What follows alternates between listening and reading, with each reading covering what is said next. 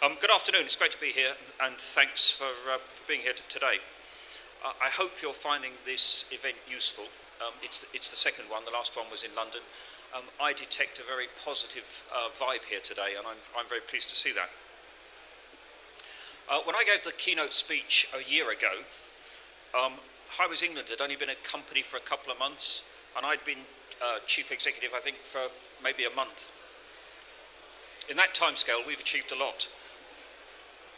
And by we, I don't just mean Highways England, I mean DfT, I mean our supply chain, and I mean our regulator as well.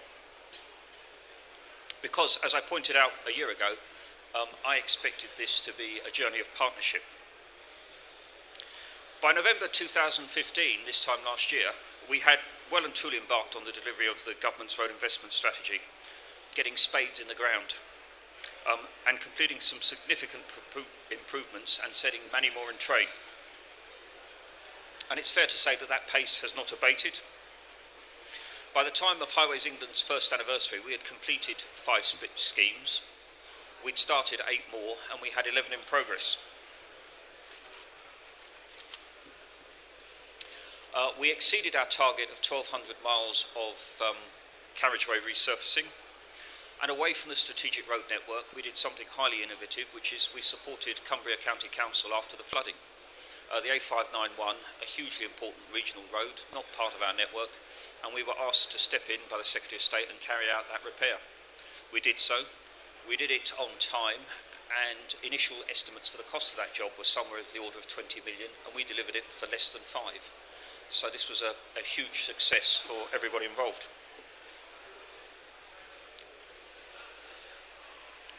So we pressed on. Over the summer, we've seen the completion of the £61 million A1 Coalhouse to Metro Central site, benefiting the 116,000 drivers that use the A1 daily. This month, we start work on our and Britain's biggest road construction project, which is the A14 Huntingdon to Cambridge. It consists of about 20 miles of upgrading of the existing carriageway and 21 miles of new construction. And at the other end of the A14, which joins the M1, we are currently completing the Catthorpe interchange. That's 140,000 vehicles a day. That scheme, in terms of joining the A14 to the M6, has been on the drawing board since the early 1990s. And this month we're going to complete it. In the Humber area, in the new year, we'll complete the improvement of the A160 between its junction with the A180 and Immingham Port. That's an £88 million scheme, and it's a huge investment for the local area, and it brings significant economic benefit to what is Britain's last undeveloped deep-water port. In the southwest, the Secretary of State was pleased to make awards from our Growth and Housing Fund for road improvement schemes worth up to about £20 million, and these are going to unlock jobs in Swindon, Exeter and Weston-super-Mare. Of course, this level of work does bring inevitably disruption, and a part of the challenge of bringing these £15 billion of works about is trying to have as little impact on local communities and road users as possible. We carry out a great deal of the work at night. We remove hundreds of miles of roadworks over the busy holiday periods, and next month to ease the Christmas travel, and we clear over 85% of motorway incidents within an hour. So the delays you get stuck in are a small proportion of the incidents that we actually deal with. Earlier today you've heard from our watchdog, Transport Focus, about the improvements road users want to see in our handling of roadworks and incidents. I welcome the report. I recognise most of the recommendations. Some of them we've been working on for a considerable time, and others we're starting programmes at the moment. So, we've made some very notable changes to the messages displayed, that was Freudian, on overhead signs. So, for example, instead of saying long delay or severe delay, we actually try and give you the number of minutes you'll be delayed on. We introduced a new computer system to our control rooms earlier this year, which uses a combination of telephone locations and number plate recognition. And that journey time you see that says 7 minutes to the next junction is real time. And it's generated from logging the existing traffic conditions. We know that people get annoyed through travelling through roadworks. So we've introduced clocks and mileage signs on most of the significant schemes, so we tell you how many miles it is to the end of the roadworks and how many minutes it's going to take you. We've also been cleverer with our general information signs. As you approach a major scheme now, you will see that we will tell you what the scheme is for, what it's trying to achieve, who's funding it, and when we expect it to be completed. And we're working smarter. Last month on the M25, we closed it in both directions for 4 nights for a package of work. Hopefully you won't have heard about it. But in those 4 nights, we resurfaced 1,400 square metres of carriageway. We removed large areas of graffiti. We cleared a lot of debris. We renewed 15.5 kilometres of lining and hatching. We replaced 170 road stones and lighting columns. We cleaned over 500 drains and gullies, carried out 30 structural inspections on bridges and gantries, and serviced 37 technology assets, including CCTV cameras, speed monitors and the like. If you've heard me speak previously, you'll know that I have 3 imperatives: safety, customer service and delivery. And the examples I've given show delivery and customer service in action.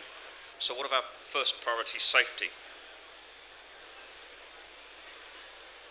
Well, during the year we experienced tragic loss that's affected us all. We've had a contractor fatality, we've also had a traffic officer fatality. And I've made no secret that I believe we've got some way to go in this industry to achieve world-class safety. We want to be a company that consistently delivers world-class safety performance. It's part, you cannot be a world-class company. You cannot have world-class delivery, world-class customer service and not have world-class safety. It just doesn't work. And we're creating a culture where safety is embedded deep within our daily operations and those of our supply chain. It can't be seen as a separate element. We also believe that nobody should be harmed when travelling on our road network. In the next few weeks, we're launching a campaign urging drivers to slow down in the rain. It's a sad fact that while we change our driving habits for fog and snow, we rarely do so for rain. But the statistics are a grim reminder of what happens if we don't. We're also going to continue with our campaign to give drivers more information about driving smart motorways, and in particular we face a real challenge around drivers stopping for our red X signs, which mean that lane is closed and you should either be in another lane or stop here. BBC's The One Show helped with some of that last week. It gave viewers an insight into our control centres where the signs and signals are set, and importantly explaining how the technology works. You can expect to see us doing a lot more in this area, because we have a target of reducing the numbers of people killed on our roads in absolute terms. So even though we expect the economy to do well and we expect traffic to grow, in absolute numbers we want fewer people killed on our roads year on year. It's an ambitious target, but one to which I am absolutely committed. It's fundamental to our future plans. And looking to that future, good transport is one of the most powerful assets for driving growth. Certain events have led some to question what might happen in the future. The impact of Brexit, for example, Trump this week, and it's right to ask questions, but I can give a very clear answer. We've been given a task, a 5-year programme of delivery, and we're here to deliver that. It's set out in our delivery plan, and that's what we intend to continue to do. The decision of the UK to leave the European Union puts an even greater emphasis on the need to support the UK economy, and we're doing this by emphasising the scale and the stability of our plans. That puts us in a good position to play a role in this. Although the strategic road network constitutes only 2% of the country's roads, it's 33% of all traffic and 70% of all freight journeys. And it adds up to about 85 billion miles a year. So this is why we believe investment in the network plays such a vital important role in delivering economic growth and benefiting millions of people up and down the country. We're already collaborating with subnational bodies like Transport for the North, local enterprise partnerships, and here in the Midlands, Midlands Connect, the Midlands Engine. It is important not that we put regional considerations first or that we put national considerations first. The important thing here is that we reconcile them. Here in Birmingham we have what we know as the Birmingham Box, which if you're a resident of Birmingham you might well consider to be a ring road. But to the rest of the country it is the essential roads link between the southeast, the northwest, the southwest and the northeast. My role is to reconcile both sets of those needs and make sure that they are met to the best of our ability. To provide a clear indication of our priorities beyond 2020, we're developing the second round of route strategies. We expect those to be published in March. We divide the country into 18 routes, and we expect those to be the source of major debate about long-term investment for the roads network through the course of next summer, leading to negotiating the next round of funding for 2020 to 2025 through next year and the following year. We want to make sure with greater input from the transport authorities and stakeholders as work continues. Transport Focus are very vocal in getting us the user input. We're also interested in talking to the freight industry, but as I said, the two major groups in our consideration are the regional bodies and local authorities.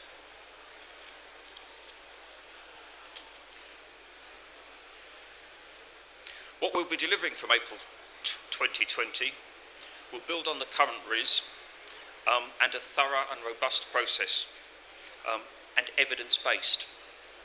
Alongside that, we need to focus on the skills needed to turn our plans into reality and the capacity in the industry. Last month we had 40 apprentices join us and 50 graduates. The graduate intake is double what it was last year, and last year it was double the year before. And I would like to think that with long-term funding we can continue to recruit at this rate, and we're encouraging our supply chain to do so. This is a great time to join our industry. Those young graduates in 3 or 5 years' time will be leading major projects. These will be exciting jobs. By the time we get to RIS 3 and RIS 4, they will actually be the leaders of our industry. And we are making that change, we're making that happen right now. Going back to the A14 for a minute, last month we opened a training academy to train apprentices and to work on the scheme. This academy has been developed in close collaboration with a number of partners, including our own A14 team, the Greater Cambridge, Greater Peterborough Local Enterprise Partnership and a number of others. It's part of a long-term vision. Where we are doing a major scheme, we would like to leave a road building capability in that region on top of the scheme. We're already collaborating with the subnational transport bodies as to how and when we improve the strategic roads. We're involving them in the work that's being done to develop our priorities for the next roads period and beyond, and we're acting now to prepare for the future.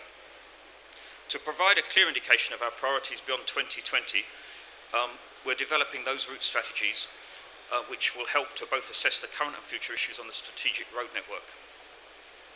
We want to make sure that for delivery post-2020, that our shorter-term plan is connected to our longer-term thinking and vision.